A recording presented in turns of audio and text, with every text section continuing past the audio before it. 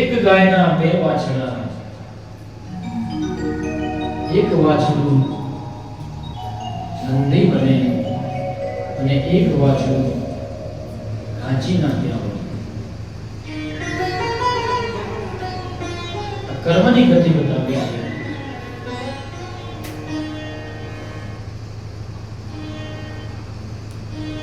આપણે પણ કર્મ એવા કરવા જોઈએ કે કોઈનું સારું વિચારવું. એક બેનને એવી ટેવ કે મારે કંઈક તપ કરીને ભગવાન જોડે કંઈક અલગ માંગવું છે.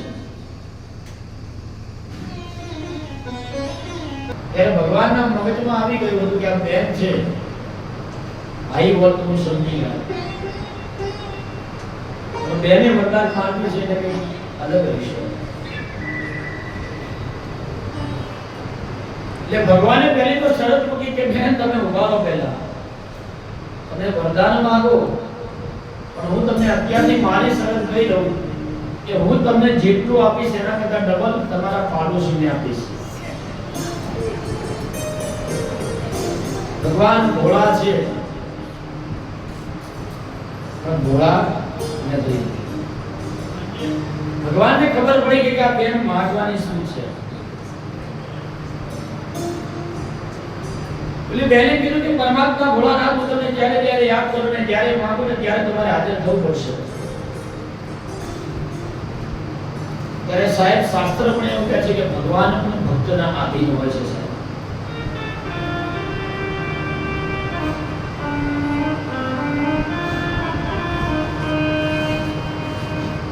અહીંયા ભગવાનને આવું બોલીને ભગવાને કીધું કે બોલો હવે બેન માંગો તમે. એટલે બોલા બેને કીધું હે ભોળાનાથ મારે રહેવા માટે મકાન નથી, મને મકાન સુંદર મજાનું બનાવો. ભગવાન ભોળાનાથે કીધું બેટા તથાસ્તુ જા. આ બાજુ બોલા બેને તપ કર્યો આખો મહિનો, એમને એક મકાન 4 BHK અને બાજુમાં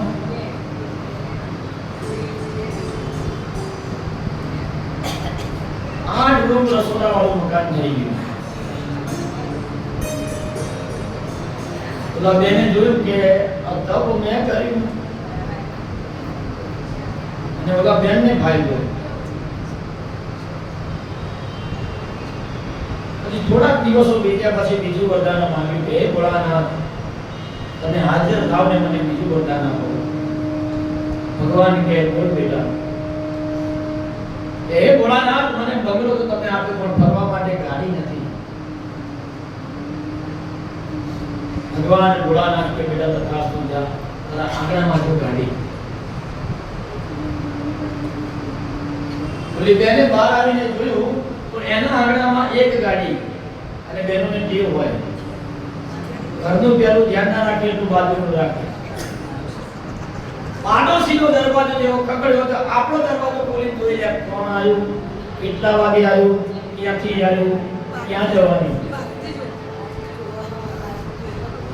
અને બાજુમાં જોઈ લીધું ને બાજુમાં જોઈ પોતાના ઘેર એક ગાડી, બાજુમાં 2 ગાડી. આ બેન માથું ખજવાળવા માટે જોડી ગયા. એ સાલું તપો મેં કર્યું, દૂધ આખો મહિનો ગાયનું મેં પીધું, એનું બિલ મારા પતિદેવે આપ્યું. ભગવાન ભોળાનાથ કેમ આવું કરે?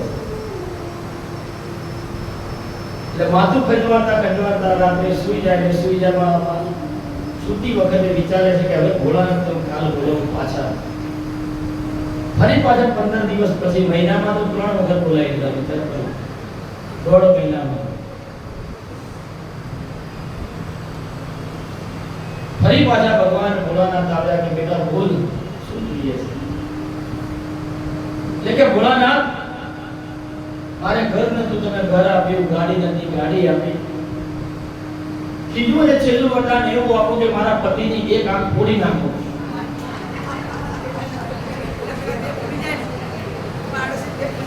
એટલે ભગવાન ભોળાનાથ પણ વિચારવા માંડ્યા કે ખરેખર મેં બધું બનાવ્યું પણ બૈરા બનાવ્યા ને.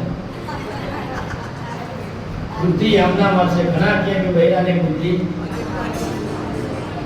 નથી સાહેબ.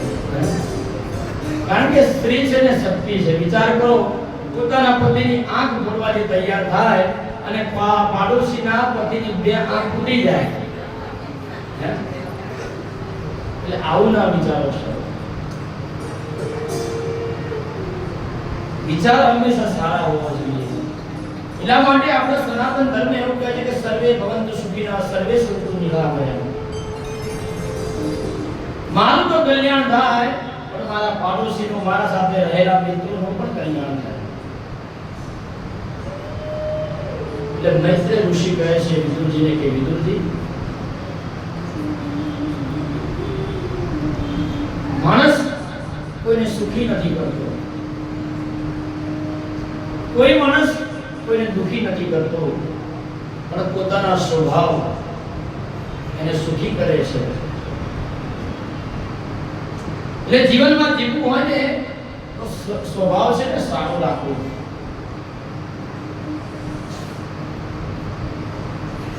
તમને ગમે એટલું પરમાત્મા આપ્યું હોય, પણ સ્વભાવ કરતા તમે અભાવમાં જતા રહેશો ને, કે મારા જોડે નથી, મારા જોડે નથી, મારા જોડે નથી, નથી ને હશે એ પણ ચાલી જશે.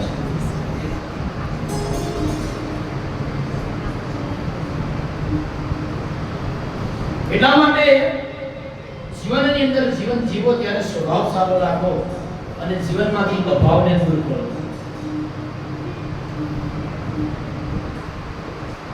એક મંદિરના બહાર લખ્યું હતું, સુંદર મજાનું સૂત્ર. મંદિરમાં જ્યારે આપણે પ્રવેશ કરીએ ત્યારે મંદિરની બહાર આપણે જૂતા કરીએ, ત્યારે એની દિવાલ ઉપર લખ્યું હતું સુંદર સૂત્ર કે તમારા પગમાં રહેલા પગરખા અને ખોટા પગરખા એ બહાર સુધી સારા. વિચારે ભરોસા કર્મની ગતિ બતાવી છે મૈત્રેય ઋષિ. વિદુરજી સમજી ગયા છે કે માણસ કેટલો બધો દુખી થાય છે ને કેટલો બધો સુખી થાય છે એનું કારણ પોતે છે. આ તો આપણે ગમે ત્યાં દોટ મૂકીએ, કોઈ બાવાને બતાવીએ, કોઈ ભુવાજીને બતાવીએ, સાહેબ સુધરી જજો, સુધરી જજો. હું એમ નથી કહેતો બધા ખોટા છે સાહેબ. જો એ જ વ્યક્તિઓ તમારું જો તમને સુખ આપી શકતા હોય તો એ સુખી કેમ નથી સાહેબ? હું કોઈની નિંદા નથી કરતો, પણ તમે સુખી છો તમારા માતા પિતાના આશીર્વાદથી, અને તમે દુખી છો ને એ તમારા કર્મોના કારણે છે. વિદુરજી સમજી ગયા છે કે કર્મની ગતિ ન્યારી છે. ન કોઈને સુખ આપે છે, ન કોઈને દુઃખ આપે છે. મૈત્રેય ઋષિ હવે વિદુરજીને એક બીજી કથા તરફ લઈ ગયા છે. મૈત્રેય ઋષિ કહે છે કે વિદુરજી, સૌપ્રથમ ભગવાનનો જે અવતાર ધારણ થયો ભગવાન નારાયણ, વિદુરજી હું તમને એની કથા સંભળાવું છું. તમે આ કર્મની ગતિને આ કથા કઈ સાંભળવા જેવી નથી. કારણ કે માણસને ગમે એટલું તમે સમજાવશો, ગમે એટલું જ્ઞાન આપશો, પણ સ્મશાન વૈરાગ્ય છે સાહેબ. ઉભા થયા ને આસન સંચેર્યું,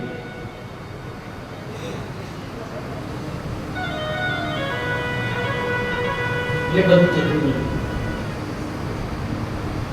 એટલે વિદુરજી પણ સમજી ગયા કે સાચી વાત છે બાપજી મૈત્રેય, મારે આ ઝંઝટમાં પડવું નથી, પણ મને એવી કથા સંભળાવો કે ભગવાન નારાયણ દ્વારકાધીશે પહેલો અવતાર કેમ ધારણ કરવો પડ્યો. એટલે મૈત્રેય ઋષિ કહે છે કે સાંભળો વિદુરજી, ભગવાન વિષ્ણુની ઉત્પત્તિ ભગવાન શિવ દ્વારા થઈ છે.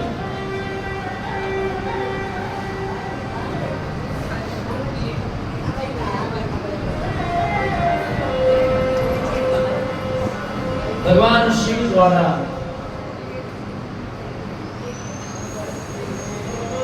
એક વિરાટ પુરુષની ઉત્પત્તિ કરવામાં આવી, જેનું નામ છે નારાયણ. ભગવાન નારાયણે એટલું બધું 1000 વર્ષ સુધી તપ કર્યું કે પોતાના પરસેવાથી આ સમગ્ર પૃથ્વીની અંદર પાણી પાણી પાણી પાણી આ પાણી એની અંદરથી ભગવાન નારાયણ અને નારાયણ જ્યારે પાણીની અંદર તપ કરતા હતા એવામાં જ ભગવાન નારાયણની નાભીમાંથી એક કમળની ઉત્પત્તિ થઈ.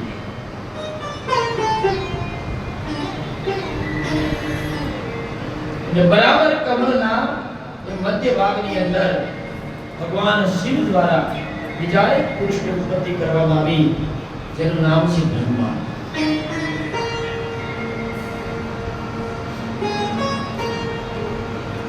આ બાજુ મૈત્રેય ઋષિ કહે છે કે બ્રહ્માજીનું ઉત્પત્તિ થઈ ત્યારે ભગવાન શિવે એમને કાર્ય સોંપી દીધું કે હે બ્રહ્માજી, તમે સૃષ્ટિનું સર્જન કરો, સૃષ્ટિ બનાવો, મનુષ્યને ઉત્પન્ન કરો, તમામ જીવોની ઉત્પત્તિ કરો. બ્રહ્માજી કહે બાપજી, સૃષ્ટિને હું ત્યારે ઉત્પન્ન કરીશ કે સૃષ્ટિ જળમાંથી બહાર આવશે. ચારે બાજુ સૃષ્ટિમાં જેટલું પાણી છે, મારે કેવી રીતે ઉત્પત્તિ કરવી? ત્યારે ભગવાને પ્રથમ અવતાર ધારણ કરવાનો સંકલ્પ કર્યો છે. ભગવાન પરમાત્મા વિષ્ણુ વરાહનું રૂપ ધારણ કરે છે. વરાહ એટલે કે જે આપણે રસ્તામાં સુપર જોઈએ છે ભૂંડ, એના 2 દાંત છે. ભગવાન નારાયણે પહેલું અવતાર ધારણ કર્યું અને જળની અંદરથી જ્યારે પૃથ્વીને બહાર લાવવા માટે પ્રયાસ કરે છે. મૈત્રેય ઋષિ કહે છે, વિદુરજી સાંભળો, ભગવાનને પણ અવરોધો પડ્યા છે. આ પરમાત્મા નારાયણે જ્યારે પ્રથમ રૂપ ધારણ કર્યું વરાહનું, આવો સૌપ્રથમ પહેલા તો આપણે ભગવાનની જય જયકાર કરીએ. બોલીએ શ્રી વરાહ ભગવાનની જય હો.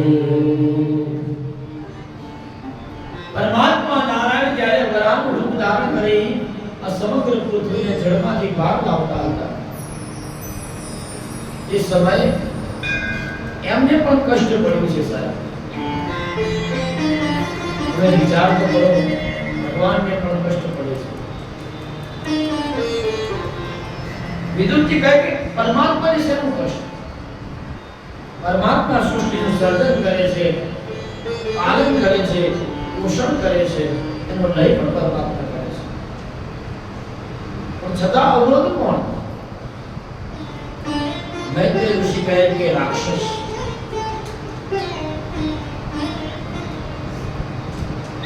વિદુરજી કહે કે રાક્ષસ. મૈત્રેય ઋષિ કહે કે હા કાકા, રાક્ષસો પણ આ દુનિયામાં આ ધરા ઉપર છે. અરે પહેલાના રાક્ષસો તો આપણને દેખાતા કે મોટા દાંત વાળા, મોટા મહાકાય હતા, મોટા શિંગડા વાળા હતા. જ્યારે આપણા ઋષિ મુનિઓ જપ તપ કરે ને તો એની અંદર આવીને અવરોધ કરતા. પણ અત્યારે પણ આ કળિયુગમાં રાક્ષસો ભલે મોટા દાંત નથી, શિંગડા નથી, પણ રાક્ષસો વાળી વૃત્તિ મનુષ્યમાં આવી ગઈ છે. તમે ક્યાંય કથા કરવા જતા હોય, ક્યાં યજ્ઞની અંદર યોગદાન આપતા હોય તો એના કરતા આમ ના કરે અને એ વિશાળને શું કરવા દેવું છે? એના કરતા ગોવાના દીવ ના ભરીએ. આ સાહેબ રાક્ષસ છે. હવે કથામાં 51,000 નું દાન આપો અને દાન આપતા જો કદાચ તમને એમ કોઈ કહે ને કે બેન એના કરતા 2,000 બરાબર છે, ત્યારે બાજુવાળાને સમજો કે એ રાક્ષસ છે.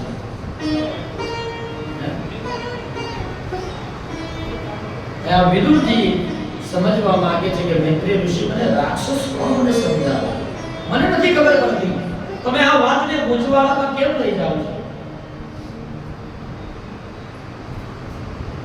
ત્યારે મૈત્રેય ઋષિ કહે છે કે અસુરોની આ એક કથા છે. પૃથ્વીની અંદરથી બરાબર રૂપ ધારણ કરી પરમાત્મા જ્યારે પૃથ્વીને બહાર લાવતા હતા ત્યારે રસ્તાની અંદર ભગવાન અને હિરણ્યકશ્યપુ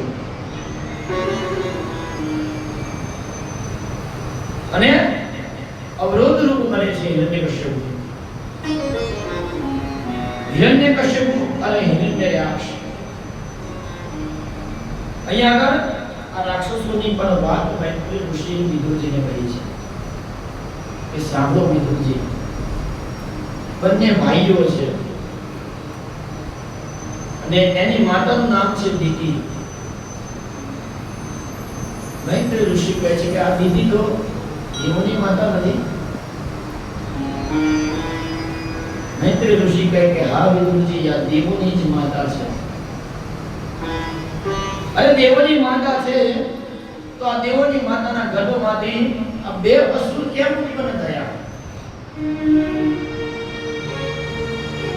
ત્યારે વિદુરજીએ વાત કરી કે એક વખતની વાત છે કે દીતિના મનની અંદર સંધ્યાનો સમય હતો ને સંધ્યાના સમયની અંદર સ્ત્રી હોવાથી એને કામ વાસના જાગી. એમને પોતાના પતિ કશ્યપ ઋષિ સાથે કામ વાસના ભોગવી અને કામ વાસનાના કારણે એ દીતિને 4 પ્રકારના પાપ લાગ્યા છે. માટે આપણે બધાએ પણ સંધ્યાના સમયે ખાસ ધ્યાન રાખવું છે કે બાબત કે સંધ્યાના સમય જ્યારે હોય ત્યારે મનમાં કામ ન આવવું જોઈએ, વાસના ન હોવી. બીજું અહીંયા આગળ કીધું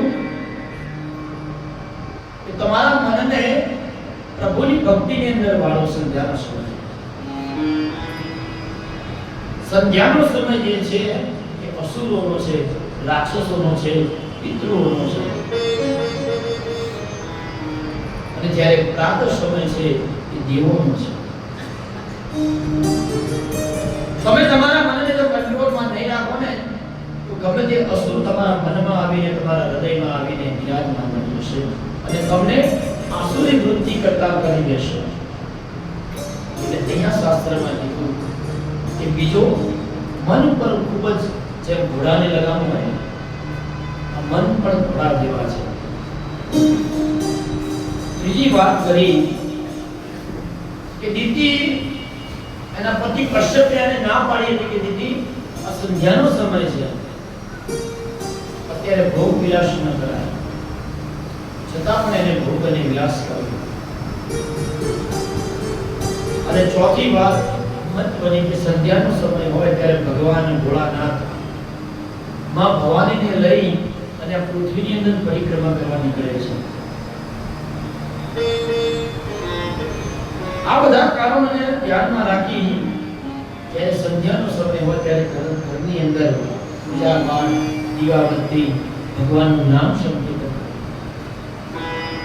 એની જગ્યાએ દીદીએ શું કર્યું? કામ વાસના કરી અને કામ વાસનાના ફળ સ્વરૂપ અને ગર્ભ રહ્યો અને ગર્ભ રહેવાથી 2 બાળકનો જન્મ થયો.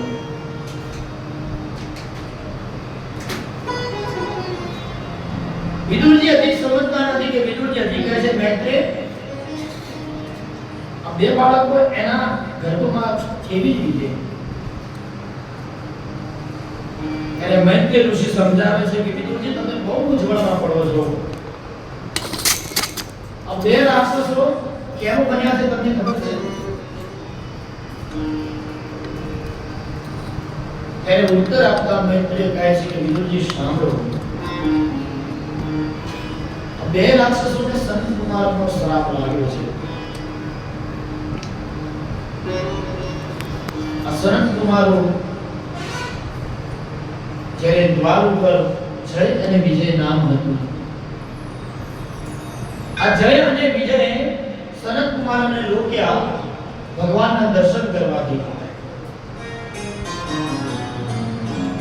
એટલે સનત કુમારને શ્રાપ આપી દીધો કે તમે બંને જણા બંને ભાઈઓ તો હશો,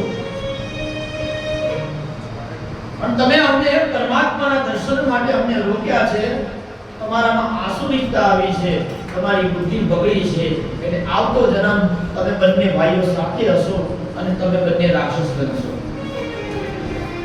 આ સનત કુમારનો શ્રાપ લાગ્યો છે.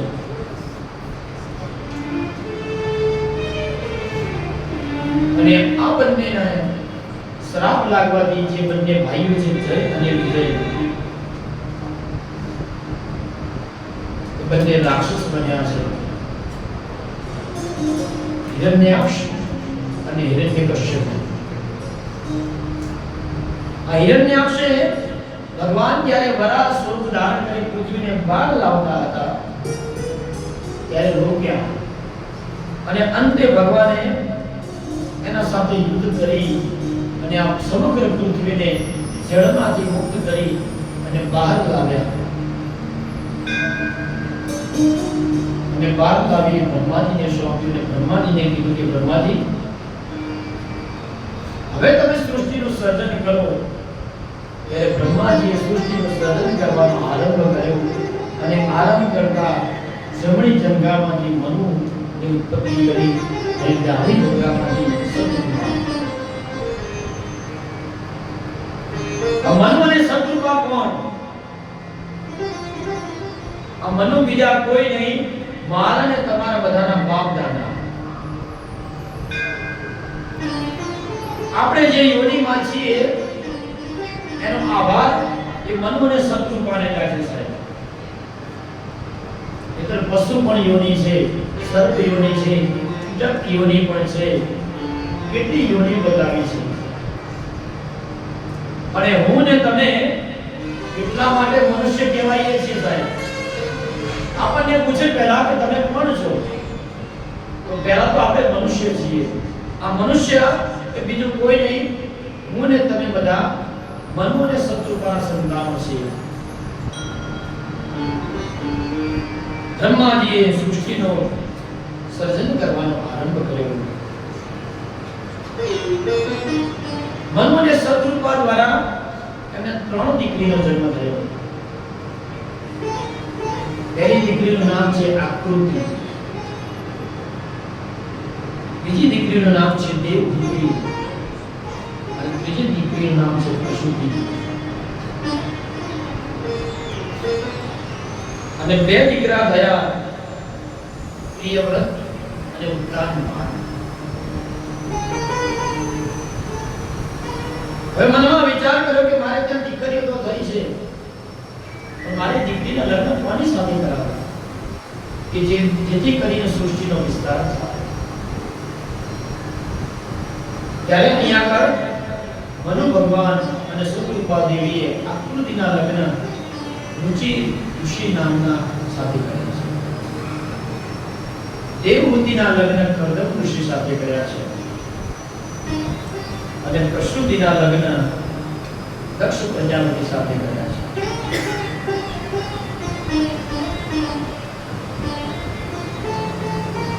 અહીંયા આગળ કહેવાય છે કે દેવહૂતિના લગ્ન જ્યારે કર્દમ ઋષિ સાથે થયા,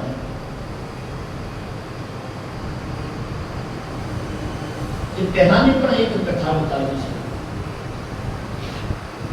કર્દમ ઋષિએ ભગવાનનું ખૂબ તપ કર્યું. જ્યારે યુવાન અવસ્થા હતી કર્દમ ઋષિની, ત્યારે નારાયણનું ભજન કર્યું, નારાયણને પ્રસન્ન કર્યા અને નારાયણને પ્રસન્ન થઈ કર્દમ ઋષિને આશીર્વાદ આપવા આવ્યા.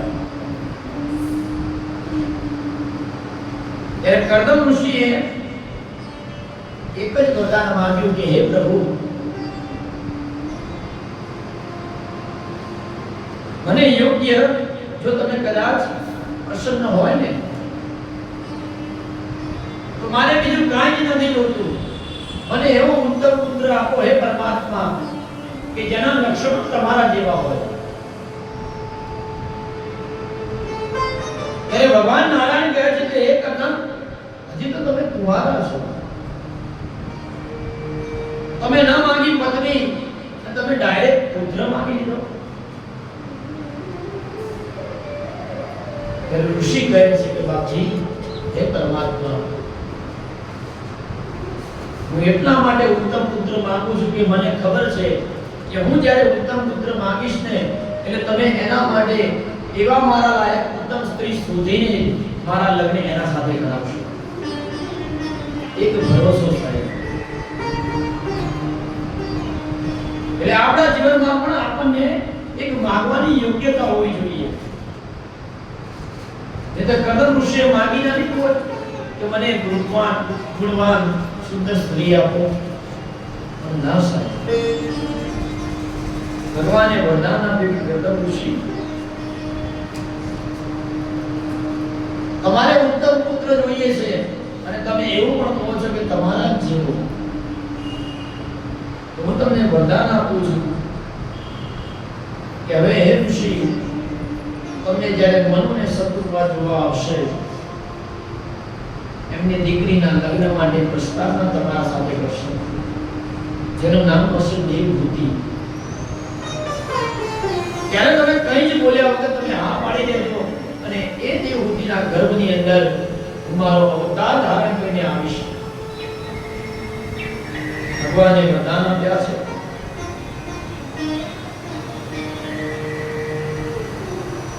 અહીંયા કદમ ઋષિના એક વાત ઉપરથી માને તમારે એક શીખ તો લેવાની જરૂર છે કે મનુષ્યને માંગતા આવડવું જોઈએ. કયા સમયે કેવી રીતે કોના પાસે કેટલું માંગવું, આ ચાર વાત વિચારવા જેવી છે સાહેબ. આ તો ગમે ત્યારે તમને રસ્તામાં કોઈ બાબા મળી જાય, કોઈ સાધુ મળી જાય, કોઈ સંત મળી જાય, તો બેનો અમારી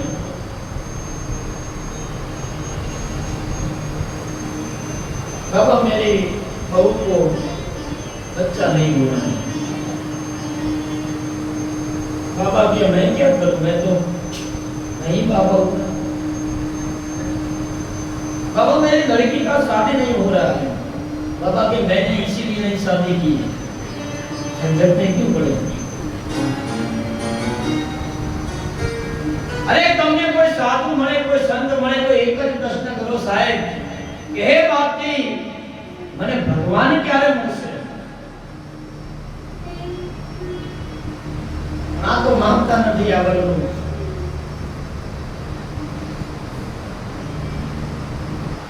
અને કદાચ તમને માંગતા ના આવડે ને તો વ્યાસપીઠ ઉપરથી એટલું કહું કે કથામાં આવજો સાહેબ.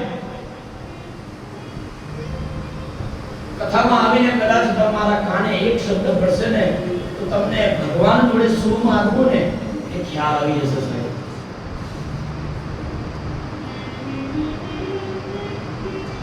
અહીંયા મનુ ને શત્રુપાજી કશ્યપ ઋષિના આશ્રમે આવે છે. એક જ પ્રશ્ન, એક જ વાત, અન્ય કોઈ ચર્ચા નહીં. ઋષિવર્ય સમજી જાય છે કે પરમાત્માએ આપેલા આશીર્વાદ છે. પ્રસ્તાવના સ્વીકારે છે. મનુને શત્રુપાજી કહે છે કે મારી દીકરીના લગ્ન હે ઋષિવર્ય તમારા સાથે કરવા છે. કદમ ઋષિ મનમાં વિચારી રહે છે કે ભગવાને આપેલો પ્રસાદ હશે.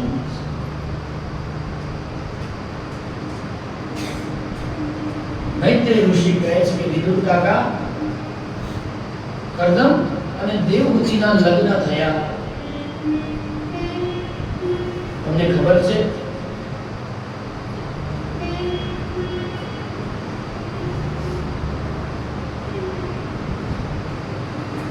વિદુરજી કહે કે હા. તમે મને હમણાં સુધી કથામાં તો કહ્યું કે મનુ ને શત્રુપા એના ત્યાં પ્રસ્તાવના લઈ ગયા. કદમ ઋષિએ તર્ક કર્યું. હા, પણ એટલી જ નથી, પણ એમનો સંસાર કેટલો મધુર ચાલ્યો, કેટલો સુંદર ચાલ્યો, એ વાતની તમને ખબર છે? મૈત્રેય કહે કે હા બાપજી, મને કહો, મને કોઈ ખ્યાલ નથી. અહીંયા વિદુરજી પ્રશ્નો પર પ્રશ્ન કરી રહ્યા છે, મૈત્રેય ઋષિ એનો જવાબ આપી રહ્યા છે. અરે બંનેનો લગ્ન સંસાર સુંદર મજાનો ચાલ્યો. કપિલ કર્દમ ઋષિ અને દેવહૂતિના દ્વારા એમના ત્યાં 9 દીકરીનો જન્મ થયો. 9 દીકરીઓ કોણ?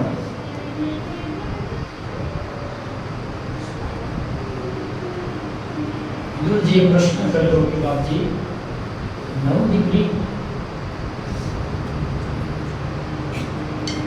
પણ કર્દમ ઋષિ તો માંગ્યું હતું કે હે પરમાત્મા, તમે મારા ઘરે દીકરો બનીને આવજો. કાકાએ તરત કહ્યું મૈત્રેય કે મૈત્રેય ઋષિ, મને આ વાત ગળામાં નથી ઉતરતી. માંગવા છતાંય ભગવાને 9 દીકરીઓ, એક નહીં, બે નહીં, પણ 9 દીકરીઓ કેમ આપી? ત્યારે મૈત્રેય કહે આ 9 દીકરીઓ બીજી કોઈ નહીં, જેને નવદા ભક્તિ કહીએ. અહીંયા 9 દીકરીનો જન્મ થતા કર્દમ ઋષિ મનમાં સંકલ્પ કરે છે કે હવે વનમાં જઈને તપ કરું. આશા છોડી દે છે, હવે મારા આંગણે ભગવાન નહીં આવે. ત્યારે દેવહૂતિ માતાએ વિનંતી કરી, હે સ્વામી, ભગવાને આપેલું વ્યસન વ્યર્થ નથી જતું. ભગવાન ઉપર એક શ્રદ્ધા, એક વિશ્વાસ રાખો. એક કર્દમ ઋષિ સમજી જાય છે અને ત્યાર પછી એમને સમજાવે છે દેવહૂતિ કે તમે આવી રીતે સંસારનો ત્યાગ કરશો તો આપણા આંગણે હજી ભગવાન આવવાના છે. અને તમે આ 9 દીકરીના જન્મ પછી તો તમે વનવાસમાં જતા રહેશો, હરિભક્તિ કરશો, તો ભગવાન કેવી રીતે આવશે? ત્યારે કર્દમ ઋષિ વિચારે છે કે મારે જો કદાચ ભગવાનનું અવતરણ કરવું હોય મારા આંગણાની અંદર, તો મારે અત્યારે તપમાં કે જંગલમાં કે વનમાં જઈને તપ કરવાનું કોઈ કર્મ નથી. અરે સાહેબ, તમારે તપ કરવું હોય તો કદાચ આખા શરીરને પાણીમાં ઊભા રાખી અને માથું બહાર રાખી અને કદાચ જો તમે તપ કરો ને સાહેબ, તો તમારું તપ ના કહેવાય સાહેબ. કારણ કે એ જ પાણીમાં અસંખ્ય માછલીઓ છે.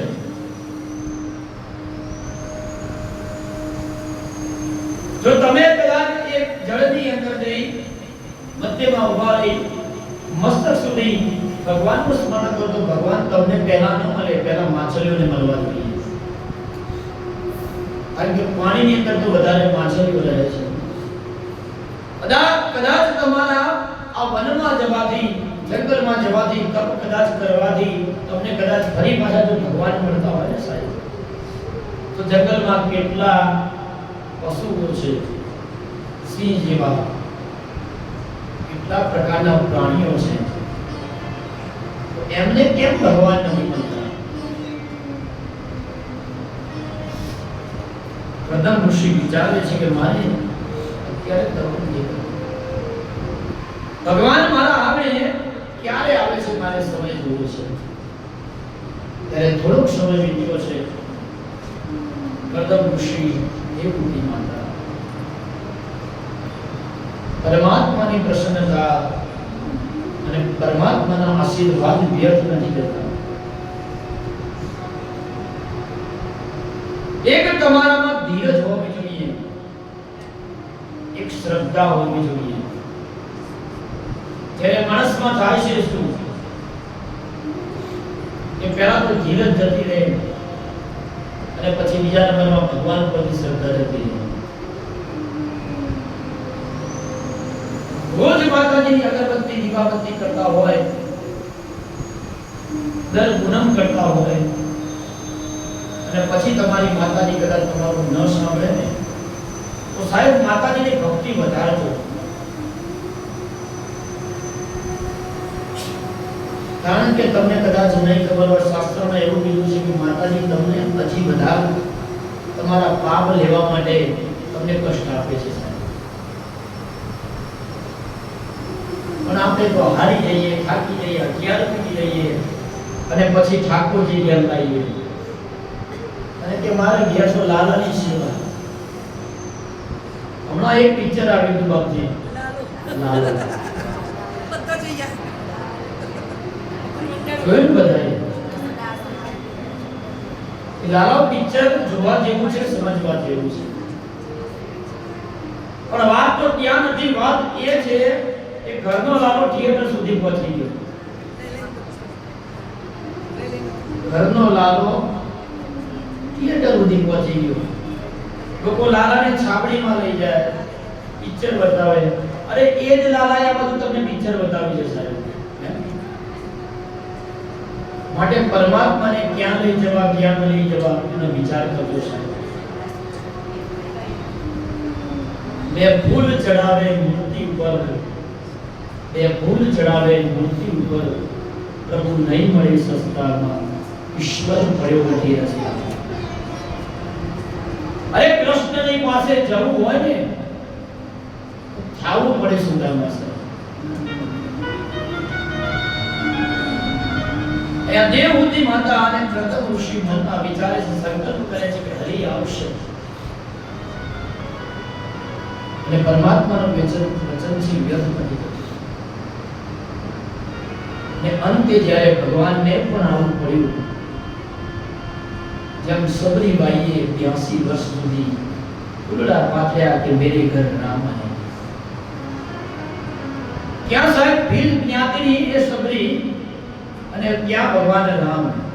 ક્યાં ભગવાનને ખબર હતી કે હું વનવાસ જઈશ અને વનવાસ દરમિયાન મને આ સબરીનો ભેટો થશે. અને એટલું જ નહીં, ભગવાન જ્યારે પોરા ખાતા હતા પોર, એટલે સબરીએ કીધું કે બાપજી હે પરમાત્મા તમે રવા દો, હું તમને ચાખી ચાખીને ખવડાવું. એઠા પોર પણ ભગવાને ખાતા.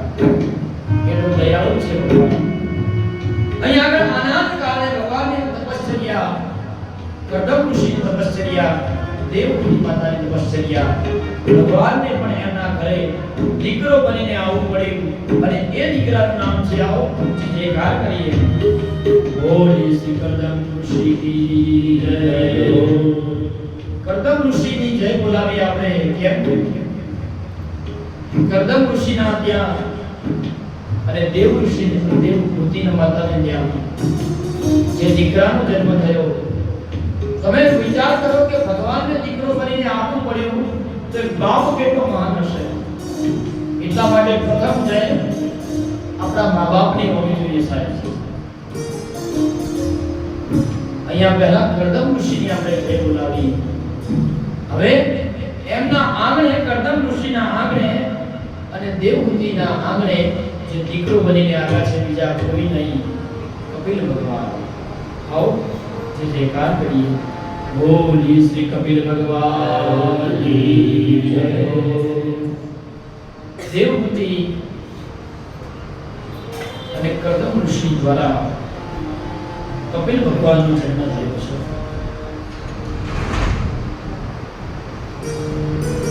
હવે દીકરાનો જન્મ થઈ ગયો છે. કરદમ ઋષિ સમજી ગયા છે કે હવે ભગવાન નારાયણ મારા મેળા છે. અમુક સમય થાય ને સાહેબ, એ સંસારનો ત્યાગ કરી દેવો છે. મેં કાલે કીધું, વાસનાઓનો ત્યાગ કરવો, ઈચ્છાઓને મારી નાખવી, દબાવી દેવી. અહીંયા આગળ ભગવાન આ ઋષિ કરદમ, હવે કપિલ ભગવાનનો જન્મ થયો છે એટલે મનમાં હવે વિચારી લે છે કે હવે હું નિવૃત્ત અવસ્થામાં આવી ગયો છું. હવે મારે તપ કરવા હવે જવું જોઈએ વનની અંદર. કરદમ ઋષિ મનમાં સંકલ્પ કરે છે, આ બધું તપ કરવા માટે વનમાં ગયા છે. અહીંયા કપિલ ભગવાનનો જન્મ થયો હોવાથી માતા દેવહૂતિ કપિલને પોતાના બાળકને હવે ગુરુ બનાવી લે છે. ભાગવતજીની અંદર કીધું છે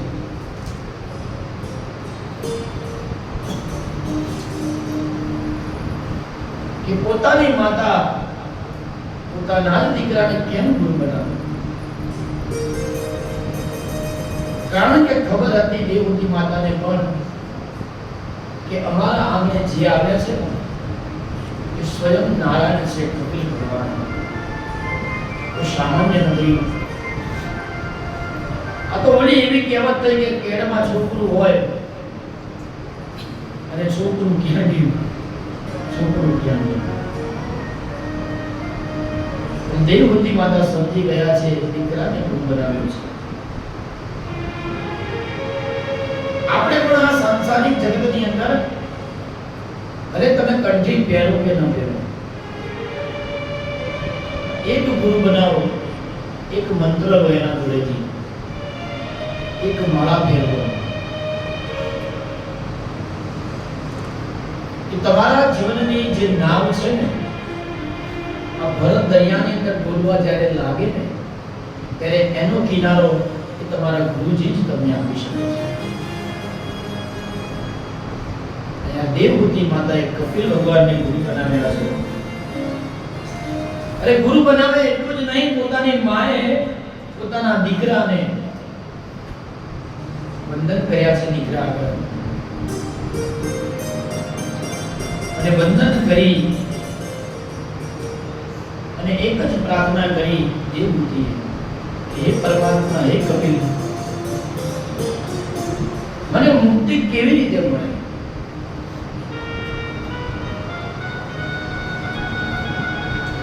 ત્યારે કપિલ ભગવાને માતાને સાંખ્ય શાસ્ત્ર એનો ઉપદેશ આપ્યો છે કે માં,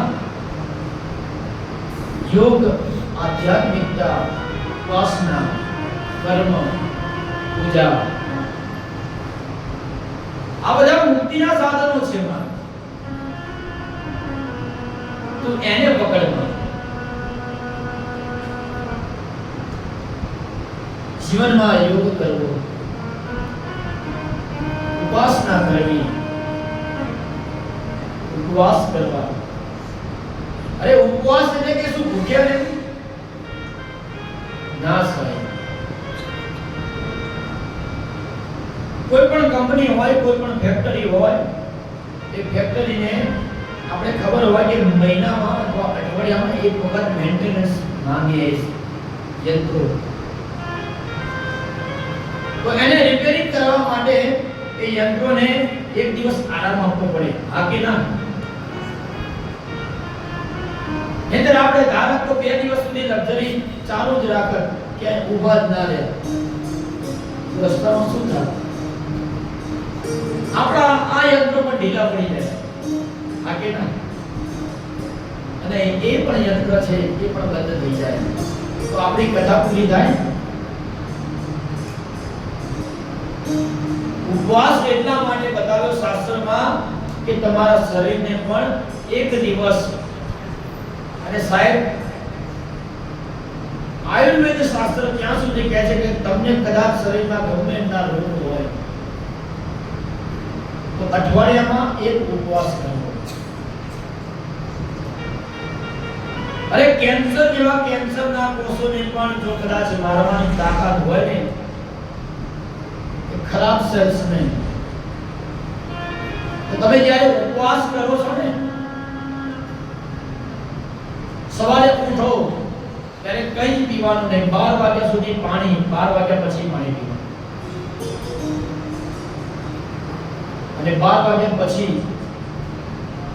કદાચ લાગે તો ફળનું આહાર કરવું, જેને ફલાહાર કહેવાય. આ તો આપણે ફરાળનો મિનિંગ જ ઊંધો કરી નાખ્યો. ફલાહાર કરીએ છીએ કે ધરાહાર કરીએ છીએ ખબર જ નથી પડતી. શીરો, મોળીઓ, સૂકી ભાજી, હવે તો ફરાળી પીઝા આવી ગયા. પાણીપુરી. મને ખબર નથી પડતી કે આ દુનિયા ક્યાં જઈને કરશે. ફરાળનો મીનિંગ સમજો કે ફળનો આહાર એટલે જ ફરાળ છે. તમને કદાચ ખબર પડી ગઈ કે મને કેન્સર છે સાહેબ, તો અહીંયા વ્યાસપીઠ ઉપરથી હું તમને કહું કે તમારે બીજું કંઈ જ નહીં કરવાનું. બની શકે એટલો સમય તમે ભૂખ્યા રહેવાનો પ્રયત્ન કરજો. એ કેન્સરના કોષો તમારા અંદર રહેલા જે પણ સારા સારા તત્વો છે એને ખરાબ તત્વોને ખેંચી લેશે. એ બેડ સેલ્સ જેને કહેવાય, ખરાબ તત્વો એ કેન્સરના કોષો એ ખાઈ જાય છે ઓટોમેટિક. અને તમારા શરીરની અંદર એક ઊર્જા તમને આપતા હોય છે. પણ આ તો કે બાપજી અમને બીપી છે, અમને ડાયાબિટીસ છે, આ બધું આપણે જો પહેલાથી આવો ઉપવાસ કર્યા હોત ને તો ના થાય. અહીંયા ભગવાન કપિલ ભગવાન માને કહે છે કે માં આ જગતની અંદર પરમાત્માની કૃપા મેળવવી હોય તો પરમાત્માની ભક્તિ મેળવવા માટે એક જ માધ્યમ છે ઉપાસના. ઉપાસનાનો મીનિંગ સમજીએ કે ઉપાસના કે ભગવાનના જોડે રહેવું. હું એવું નથી કહેતો કે તમે 24 કલાક માળા પકડી રાખો, પણ મનની અંદર એવા વિચાર રાખો કે ભગવાન મારા જોડે છે, હું એકલો નથી, એકલી નથી. અને સાહેબ ઉપાસના કહેવાય. આદિ શંકરાચાર્ય તો ત્યાં સુધી કીધું કે તમને કોઈ પૂજા કરવાનો સમય નથી, તમે નાયા નથી, સ્નાન નથી કર્યું. તમે વિચાર કરો, આદિ શંકરાચાર્ય એમને માણસને છૂટ આપી દીધી કે તમે મનથી ભગવાનને યાદ કરો. અને સ્તુતિ કરી કેવી ખબર છે? આદિ શંકરાચાર્ય આત્મા ત્વમ ગિરિજામતિ સહજરા પ્રાણ શરીરમ વિભા પૂજાતે વિષયો ભોગ રચના નિંદા વિસ્તિતિ સંચાર પદયો પ્રદક્ષિણ વિધિ સ્તોત્રાણિ સર્વાગિરો યદિ યત્કર્મ કરોમિ તત્તદગિરં શંભુતવા. ચાર શ્લોકની સ્તુતિ કરી. હું પણ આને 2 દિવસ નાયો નતો. મેં મારી ભગવાનની ભક્તિ નથી કરી, પણ માનસિક ભગવાનને નવડાવું છું, માનસિક રીતે ભગવાનનો શણગાર કરું છું, માનસિક રીતે ભગવાનને તૈયાર કરું છું. અરે ઠાકોરજી, માનસિક રીતે હું તમારી નિરાધન કરું છું, માનસિક રીતે તમારો ભોગ લગાવું છું. સાહેબ ભગવાન ભૂખ્યો નથી. તમે જો વિચારતા હોય ને તો 56 ભોગનો ત્યાગ કરીને આવેલો માણસ છે. એ તમારા મેવાને મીઠાઈ ખાતું નથી સાહેબ. જેમ તમને એક ઉદાહરણ આપું કે તમે એક ફૂલ લો, એ ફૂલનું પહેલા વજન કરો. એ વજન કરેલું ફૂલ તમારે સૂંઘવાનું, અને સૂંઘી અને એનું એ જ ફૂલ પાછું વજન કરજો સાહેબ. ફૂલનું વજન ઘટશે સાહેબ? નહીં ઘટે. પણ તમે જે ફૂલ સૂંઘ્યું એની શું વસ્તુ તમારા શરીરમાં આવશે? સુવાસ. પરમાત્માનું કામ સુવાસ જેવું છે સાહેબ. કપિલ ભગવાને માતાને ઉપદેશ આપ્યો છે, અને માતાજીને ઉપદેશ આપીને કહ્યું કે માં, જગતની અંદર આમ તેમ ભટકવાની જરૂર નથી. જેને કપિલ ગીતા પણ કહેવાય છે. અને આ કપિલ ગીતા નો ઉદ્દેશ આપી જ્યાં આગળ ભગવાનનો જન્મ થયો છે એ જન્મનું નામ છે, એ ભૂમિનું નામ છે સિદ્ધપુર. સિદ્ધાનામ કપિલો મુનિ. અને મને ગર્વ છે એ વાતનો કે હું સિદ્ધપુરનો ઔદિત્ય બ્રાહ્મણ છું. અને મને એક બીજી વાતનો પણ ગર્વ છે કે મારા દાદાના દાદા, મારા પપ્પા, મારા માતા પિતાના આશીર્વાદથી મેં સાહેબ ધાર્યું નહોતું કે મને આ નઈ વિશારદ નામની ભૂમિની અંદર મેં સાંભળ્યું કથામાં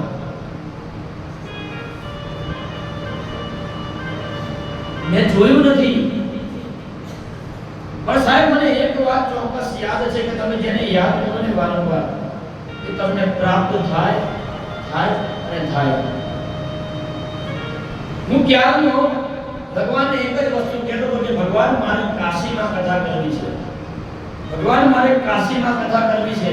તો ભગવાન કાશીવાળા કાશી વિશ્વનાથે એવું કીધું કે તું પેલા કાશી આવ, એના પહેલા તું નારાયણને મળી આવ. કારણ કે હરિહર એક સ્વરૂપ અંતર નવ દર્શો.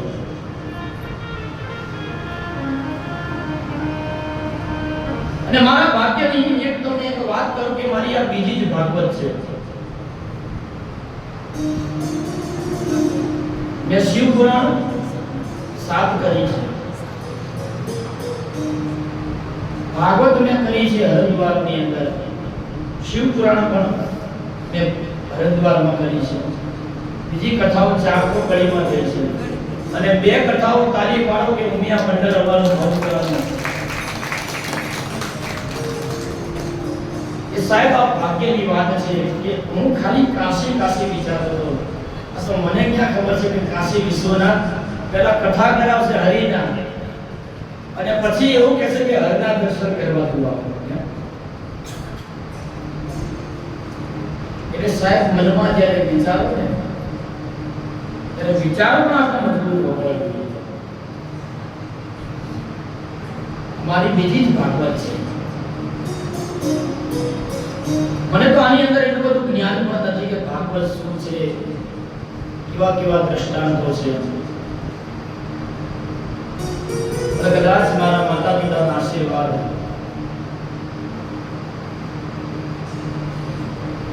અહીંયા એક દીકરો માને સમજાવે છે સાહેબ, વિચાર કરો. અને એ ભૂમિ છે સિદ્ધપુર, અને એ જ સિદ્ધપુરનો વતની ઔદિત્ય બ્રાહ્મણ. મારું વતન પણ સિદ્ધપુર થાય. આજે મને એ વાતનો ગર્વ છે કે સમગ્ર દેવોનું જો કોઈ મોસાળો હોય ને તો સિદ્ધપુર છે સાહેબ. કપિલ ભગવાનનો જે આ પ્રાદુર્ભાવ થયો, ત્યાં જન્મ થયો, એટલા માટે તો કહેવાય છે કે સસ્તી યાત્રા અને સિદ્ધપુરનું આગમન. સિદ્ધપુરની એક બીજી વાત પણ છે કે જ્યાં માતૃ શ્રાદ્ધ, તમે ગયાદીમાં જાઓ, પિંડદાન કરો કે ન કરો, પણ જ્યાં સુધી સિદ્ધપુરની ભૂમિની અંદર તમારા માતાનું ઋણ ન ચૂકવો ત્યાં સુધી તમને કપિલ ભગવાને આશીર્વાદ આપ્યા છે કે જે પણ સંતાન પોતાના માતા પાછળ પિંડદાન કરશે આ ભૂમિમાં, તેની માતાને ઉત્તમ ગતિ હું આપીશ.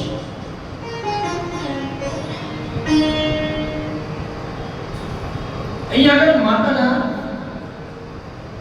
આ પોતાના દીકરાના આવા વ્યવહારથી માતાના આંખની અંદર આંસુ આવી ગયા. કે મેં વિચાર્યું પણ ન હતું કે મારો દીકરો આટલો બધો જ્ઞાની હશે. જે દીકરો મને એમ કહે છે કે માં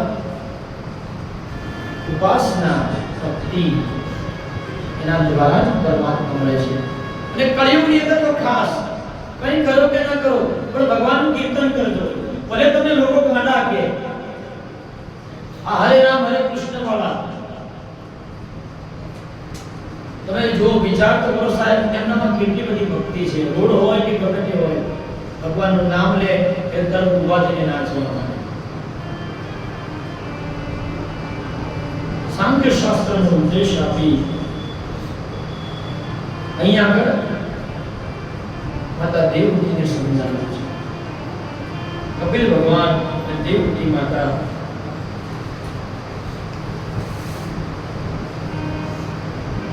અહીંયા કથા એટલા માટે બતાવવામાં આવી છે કે જ્યાં માના અશ્રુ પડ્યા છે એ અશ્રુ એનું એક બિંદુ પડ્યું એ હાલ પણ અમારા સિદ્ધપુરની અંદર એ સરોવરનું નામ બિંદુ સરોવર છે. કપિલ ભગવાને બીજા આશીર્વાદ આપ્યા કે કોઈ પણ વ્યક્તિ જે પણ દીકરો પોતાનો માતાનું પિંડદાન કરી બિંદુ સરોવરનું સ્નાન કરશે એની માતાનો ઉદ્ધાર હું કરાવીશ. ભગવાને વચન લીધું છે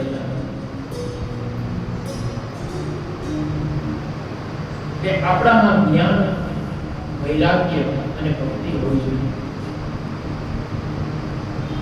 ઘણા થોડું ઘણું વાંચી લે, થોડું ઘણું કંઈક આવડે એટલે પોતાની જાતને સાચો સમજી લે અને પોતાને એવું વિચારે કે હું જ જ્ઞાની છું. તમે વિચાર તો કરો જેવા ભગવાને પણ પોતાની માતાને એમ કીધું કે હું તો ગુરુ નથી. સાહેબ, જો ભગવાન એમ કહેતો હોય કે માં તારી દ્રષ્ટિ એવી છે કે તું મને ગુરુ સમજે છે, એટલે આપણી પણ દ્રષ્ટિ એવી હોવી જોઈએ. આપણી દ્રષ્ટિ કેવી? એક સામાન્ય વ્યક્તિ તરીકે હોવી જોઈએ. અહંકારી જીવન ન હોવું જોઈએ.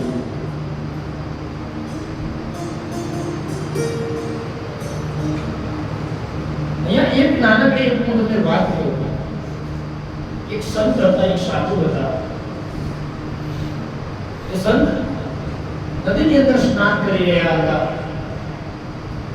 અને નદીની સ્નાન કરતા કરતા એના કપડા નદીની બહાર મૂક્યા હતા.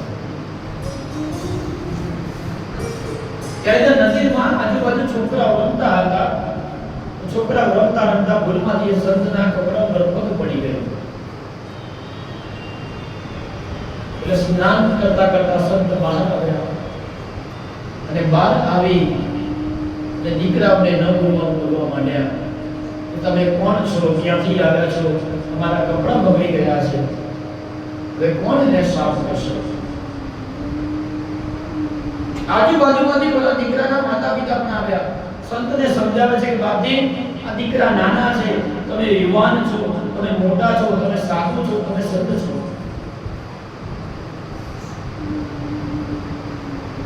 પણ સંત સમજતા નથી, ન બોલવાની વસ્તુ બોલી રહ્યા છે. અને વાત એટલી બધી વધી જાય છે આગળ જતા કે વાત વધવાથી આથા પાઈ પર આવી જાય છે બધે જાય. સંત અને ઓલા દીકરાના માતા પિતા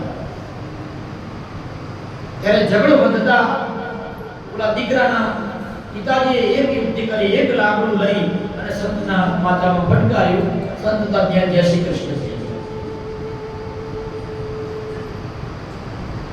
સંત જય શ્રી કૃષ્ણ થયા એટલે વૈકુંઠમાં ગયા અને વૈકુંઠમાં જઈ ભગવાનને નારાયણને એક જ વસ્તુ કીધી કે હે નારાયણ, મારું મૃત્યુ થઈ ગયું, મારું મૃત્યુ નથી હતું નહીં, નાનકડી વાતની અંદર મારું મૃત્યુ થયું, તો મને બચાવવા કેમ તમે નારાયણ ના આવ્યા?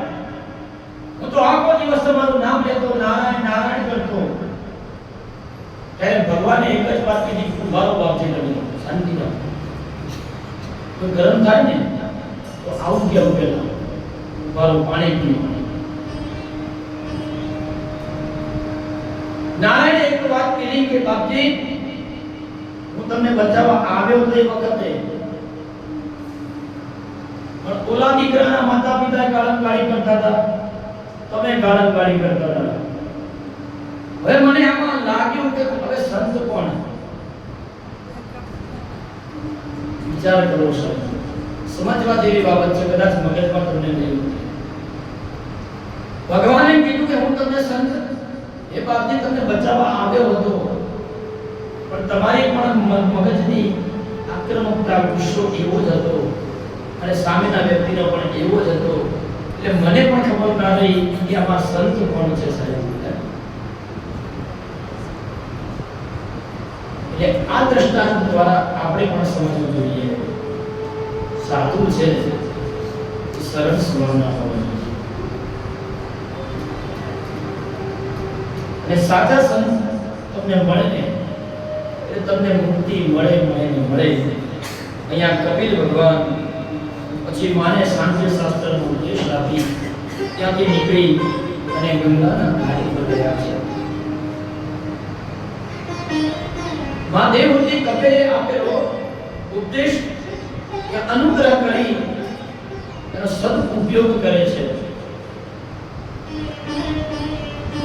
અત્યારે સંબંધોમાં શું થઈ ગયું? સંબંધોમાં સાહેબ ઉપયોગ આવી ગયો. સંબંધ ખાલી નામના રહી ગયા. જરૂર પડે એટલે કે તું મારો ભાઈ નથી અને જરૂર પડી જાય એટલે તું કોણ અને હું કોણ. પૈસો મારો પરમેશ્વર ને હું પૈસાનો. આ સાહેબ કળિયુગની અંદર પૈસો જરૂરી છે.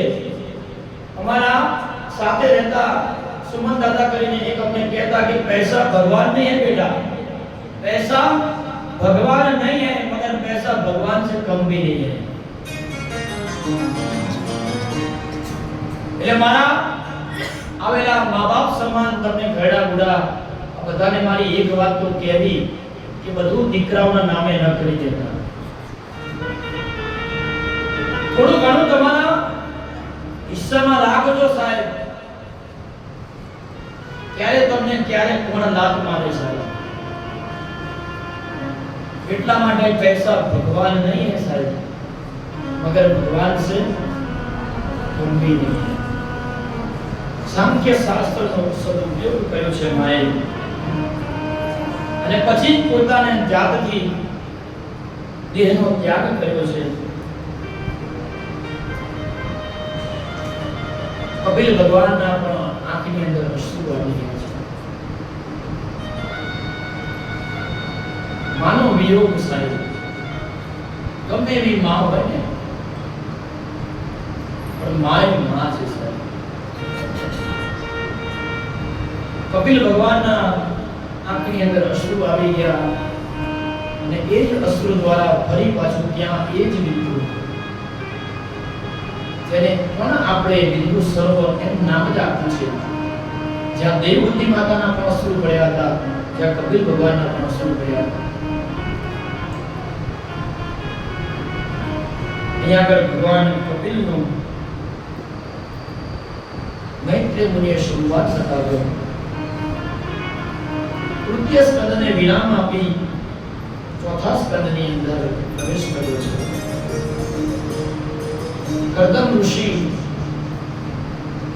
અને દેવહૂતિ માતાના દ્વારા 9 જે કન્યાઓ થઈ, એ 9 કન્યાઓના લગ્ન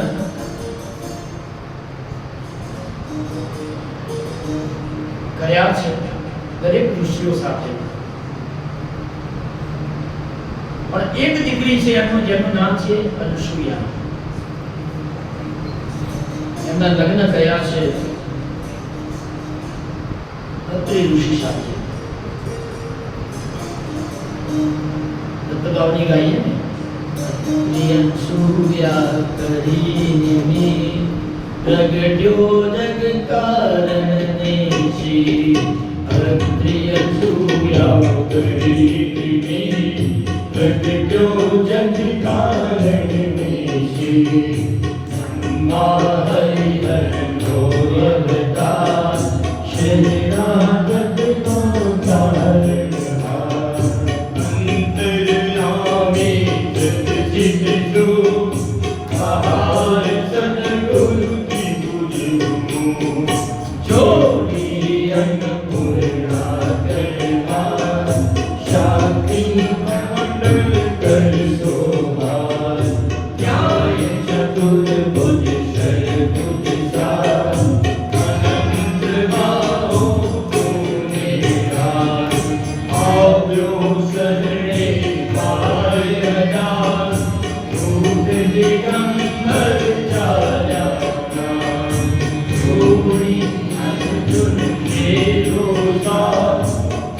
जो बोले तो साक्षात